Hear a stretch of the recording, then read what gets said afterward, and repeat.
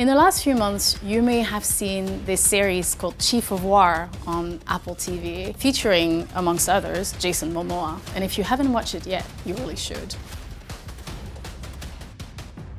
In this series, there are chiefs that are from Hawaii, wearing a certain number of incredible garments made of feathers, some feathered helmets, some barkcloth garments, and carrying weapons into battlefields. And in Chief of War, there are different things that were made for the series that were inspired by collections in museums around the world and that were made by contemporary practitioners and then recreated for the series.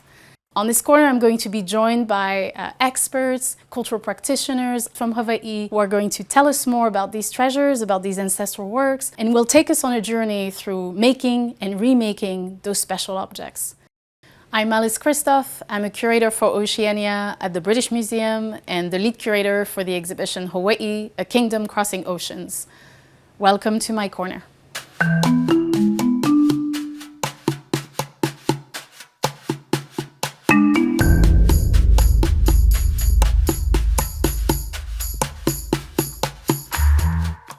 So on this table, one of the most incredible objects that we have is this really, really beautiful weapon called a pu'u niho.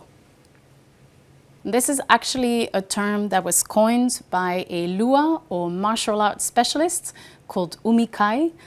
We honor him today and we're so grateful for his guidance. It's made with wood, as you can see, with a little hole or puka to slip your hand through. And then it has this lei or this strand of shark teeth at the top that come from the tiger shark, a really powerful creature that lives in Hawaiian waters and can be connected to specific ancestors.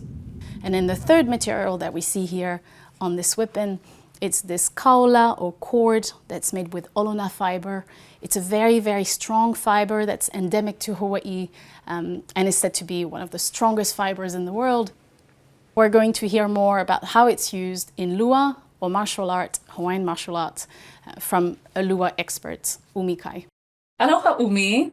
Good to see you. Aloha, Alice. Nice to see you. So we see these weapons, these meakawa, being used in the Apple TV series Chief of War.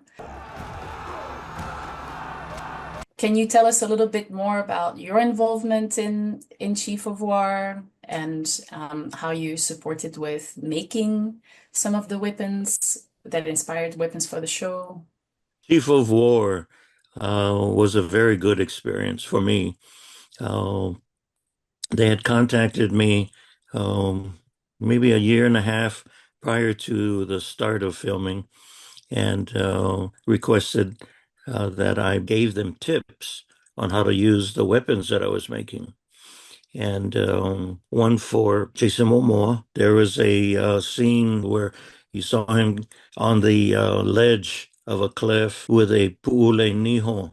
Pu'u niho, that's a name that I coined 25 years ago because we couldn't find the name for it. The first one I made, Jason came back and said, Umi, can you make it bigger? And I said, sure, I can make it bigger. How do you use the pu'u niho in fighting? It's a careful move. Pu'u nihos are made for slashing. So the sideward slash or the upward slash. You know, fighting is difficult to teach because in a actual battle, you're going to do anything that is available to you. So this type of weapon here would have likely been used in close combat. But there were weapons that were used in lua and martial art that were used for fighting at a distance. And in fact, in Chief of War, you will have seen spears being thrown. We have one right here. At the tip of the spear, you can see these very fine barbs that were carved into this hard, heavy wood. Because this spear has these barbs, often we refer to this spear as an ihe laumeki, which means a barbed spear. So you have to imagine that These could be used for throwing. They're quite weighty and they're very, very strong. They're made of really strong wood that is polished very finely. Those are weapons that have been made by skilled experts. For the ihes, they have various terminologies that would describe a spear. You have a standard ihe that has no barbs. Those ikaolele ihe would be one that be thinner and able to be thrown further, more like a javelin. Then you have the ihe laumeki. Ihe laumeki has barbs on it. The barbs are not one after another in rows. They're alternating. So if you ever try to make one, it's not as simple as it looks, but it's very effective. And the end of the barbs are thin. They make it so thin that once it penetrates your opponent, it'll either break off on itself or you run up and step on it and break the barb portion into your opponent. You've been a force behind this and guiding our work and the energy in the show, and we're really grateful. Mahalo umi. You're welcome. Here we have a really beautiful fan that is very finely woven with a fiber plant. In some cases, the fiber plant used is pandanus. Other times it can be coconut leaves. And then the handle here, which is very, very beautifully detailed, is made with a cordage that is both made of coconut fiber, and the other part, which is the black part, is actually hair from ancestors that are brought into the lashing of the handle. This fan here, it is a chiefly fan. It is a very special fan. And it is a fan that you can see in one of the scenes of Chief of War being used by the character that is called Queen Kahumanu. Queen Kahumanu is also wearing other ornaments in that scene, some of which we have on this table here. So here we have two lei, and the term lei in Olelo Hawaiʻi, or Hawaiian language, can be used for instance, a necklace, but also for head ornament. So in the case of this particular lei here, or lei hulu, a lei made with feathers, we're not certain whether it was used as a necklace or whether it was used as a head ornament. However, in Chief of War, the actress Lucienne Buchanan wears it on her head. This particular lei here, it's made of these really incredible tiny feathers. The color of the feathers, it's completely natural. It's really bright red or scarlet. Sometimes we can say even iridescent. This red that just catches your eye. The feathers come from a bird from the upland forest called the iiwi. It's a really bright red bird with some black feathers and some white feathers as well. That bird continues to live in Hawaii. It is endangered, however. To realize a lei like this, people wouldn't necessarily kill these birds. They would go out in the upland forest and catch the birds, pluck just a few feathers, and then release the birds, use the feathers to make these incredible feathered ornaments and garments. This lei here is a different type of lei. Sometimes this type of lei can be referred to as a lei niho palawa, which means is made with the tooth of the palawa or whale. But in this case, the tooth, which is very, very small, which you can see here, is actually made with a shell. And the strands on the sides are not made with fiber like other lei niho palawa, but with tiny little shells and tiny little seeds. This is really exceptional. It's really fine. It's probably made for a small neck, which is why in Chief of War it was interpreted as the ornament of a woman. We know that lei niho palawa were definitely chiefly objects that marked the identity of the bearer. It would have been something that marked status, and it would have been something that's absolutely incredible to witness when worn by an ali'i or chief. Hina, thank you for being with us today. Thank you very much, Alice, for having me. It's lovely to see you. You are a language coach for one of the actors on Chief of War. Do you want to tell us a little bit about this? I was the dialogue coach for Lucienne Buchanan, who plays Ka'ahumanu. My task essentially was to help her to deliver her lines, or to be ready to deliver her lines as best as she could in Hawaiian. She put hundreds of hours into preparing herself and really took the language seriously. That kind of commitment to Olelo Hawaiʻi at such a high level, I think, set an excellent bar for where we want to see our language at and what we will accept in terms of engaging in those kind of productions. The balance in the work and the costuming and that depth of work and in how language Olelo Hawaiʻi is used across the show, I thought was really powerful.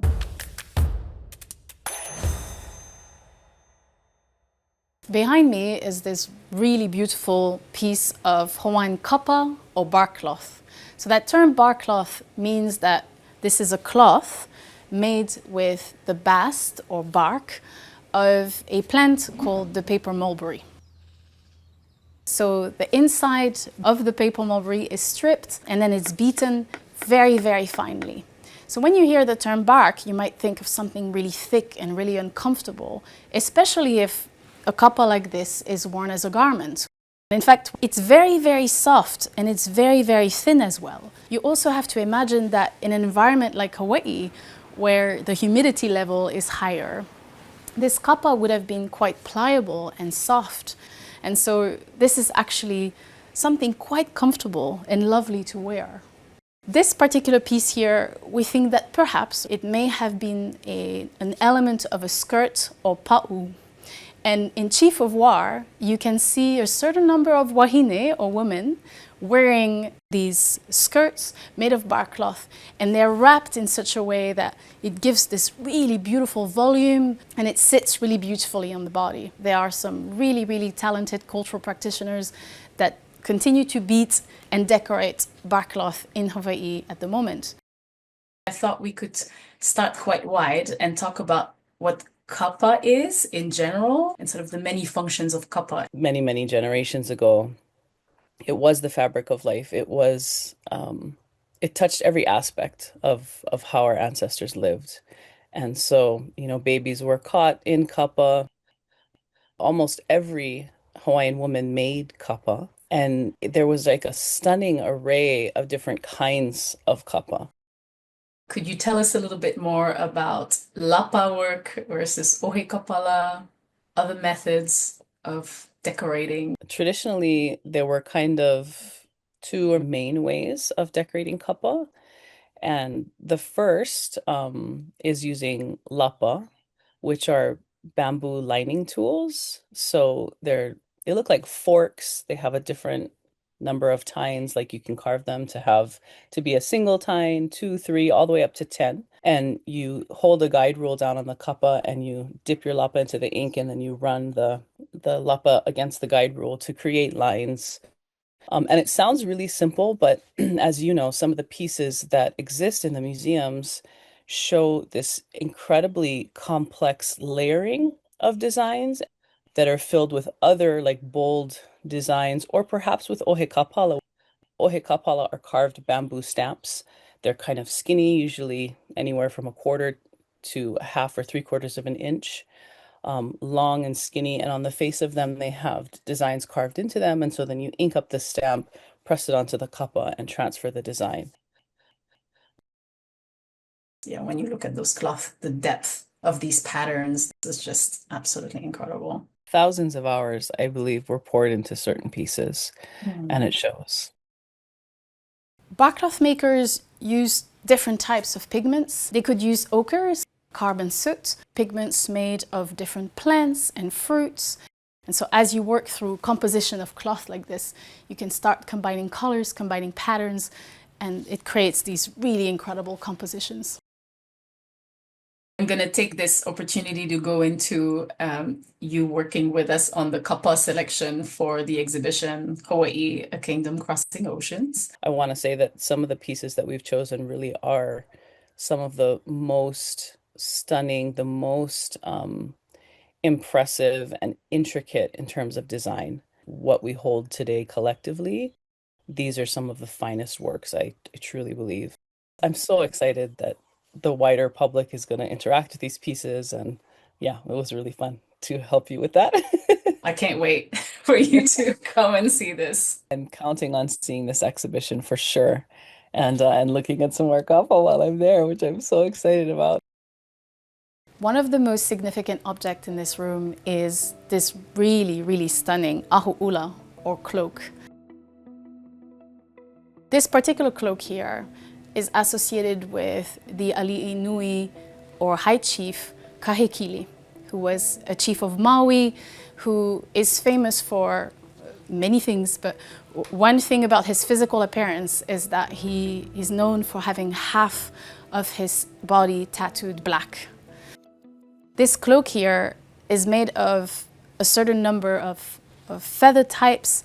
The colors, they may seem unreal when you look closely. They're so iridescent, they're so bright. This red feather here that just catches your eye, it's completely natural. You can recognize perhaps this red feather here, which comes from the i'iwi, and here feathers from the o'o bird. The o'o is an interesting bird because it's a bird that has an all-black body with just a few feathers that are yellow. And those are the feathers that the bird catchers would pluck, harvest, and then they would release the birds and the feathers would grow back. You can imagine the number of birds that were the source of just even this little half circle here. And then when you look at the scale of this cloak, it's absolutely incredible. One pattern that you see here is very remarkable, is this circle here. Sometimes it's been referred to as pohai, or encircling, gathering around the center point. And so this is quite unique to this cloak. What's interesting is that this pattern is a pattern that was described by a very early visitor to the British Museum, and this person describes this particular pattern and the motifs at the back of the cloak, a butterfly patch, or peva. And this is how we know that this cloak was on display at the British Museum in 1803. Because of that, we actually know that this cloak was gifted to a captain that was on the voyage with Captain Cook, a captain called Captain Clerk, who in November of 1778, as they were approaching the coast of Maui, met with Kahekili. And Kahekili is said to have presented this cloak, we believe, to Captain Clerk. We don't know if Kahekili actually wore this cloak, or he used in that case as a gift to solidify a relationship with British naval officers that came near his shore. Captain Cook was killed on Hawaii Island on Valentine's Day of 1779. However, the ships that he was a captain for returned to England with some objects on board, such as this cloak here behind me.